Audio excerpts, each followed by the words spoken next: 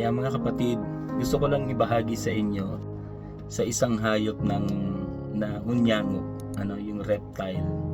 So sa English, ito po ay chameleon. At sino sa atin yung hindi mamamangha? Kasi ang chameleon o yung unyango ay may kakayanang magbago ng kanyang kulay. Kapag siya ay napadikit sa kulay green, nagiging green siya. Kapag siya ay napadikit sa kulay brown, nagiging brown siya.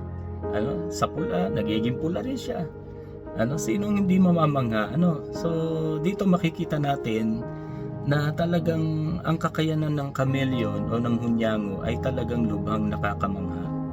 Pero alam niyo mga kapatid, kung ito ay magiging karakter ng isang tao ay hindi maganda ang magiging kahulugan nito.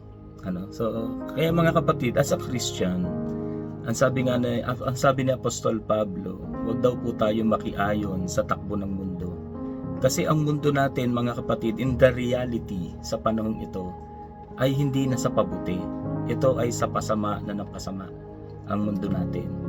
Kaya nga ang sabi ni Pablo, huwag tayong makiayon sa takbo ng mundo. Kaya ito yung isang bagay at nagiging dahilan kung bakit hindi natin maunawaan at masunod yung kalooban ng Diyos. Ang isang unyango ay isang nakakamangha na nalilikha ng Diyos, na nilalang ng Panginoon. Pero kung ito ay gagamitin natin as character ng isang Kristiyano o ng isang tao, hindi ito nagiging maganda. Yung pagiging mapagpanggap, So kaya mga kapatid, bilang tayo maging Kristiyano, ang sabi nga ng Biblia, maging totoo tayo.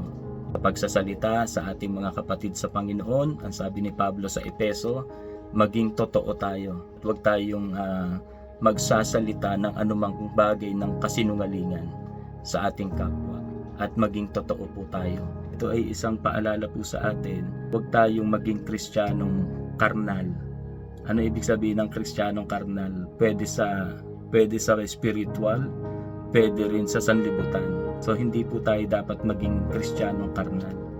Maging totoo po tayo na ang ating pagsunod sa Panginoon, na ang ating paglilingkod sa Panginoon ay maging totoo sa harapan ng Diyos. So purihin ang Panginoon, and to God be all the glory.